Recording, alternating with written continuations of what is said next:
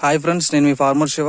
తుఫాన్ తర్వాత మన ఫామ్లోకి ఒకసారి చెక్ చేద్దామని చెప్పేసి అలా తిరుగుదామని చెప్పేసి ఈరోజు వచ్చాను. నేను ఎన్ని రోజులు ఇంకా బురదగా ఉంది ఎందుకులే అని చెప్పేసి మరి రాలేదు. కానీ ఇక్కడికి వచ్చి చూసైతే చాలా డిసప్పాయింట్ అయిపోయాను. ఎందుకో కూడా చెప్తాను మీకు దగ్గరికి వెళ్ళి చూపించి. ఇప్పుడు ఫ్లవరింగ్ స్టేజ్లో ఉంది కదా ఇదంతా. యాక్చువల్లీ మనకి ఇలా స్ట్రాంగ్గా ఉండే ఫ్లవరు చెట్టుకి ఇక్కడ నుంచి రావాలి, కింద నుంచే. కానీ మన కింద నుంచి వచ్చే ఫ్లవరు ఇన్ని రోజులు వర్షంకి కింద పదును వల్ల చూడండి ఎలా అయిపోయిందో. ఇది వేస్ట్, ఇది ఇలా అనగానే రాలిపోద్ది. ఇవ్వండి ఇంత వేస్ట్. ఇలా ఇలా ఇలా ఫ్లవరే డ్రాప్ అయిపోతే మనకి ఏమవుద్దంటే ఇక్కడ నుంచి ఫస్ట్ కటింగ్ మనకి మిస్ అయిపోతాం. మళ్ళీ సెకండ్ కటింగ్ వరకు మనం వెయిట్ చేయాల్సిందే.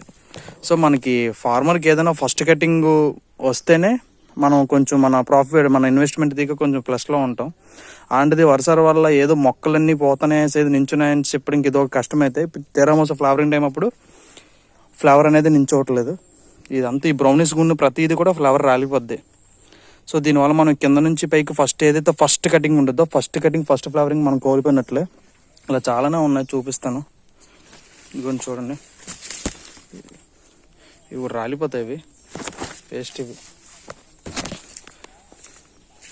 ఇవన్నీ చూడండి, ఇవన్నీ ఆల్రెడీ ఊడిపోయింది.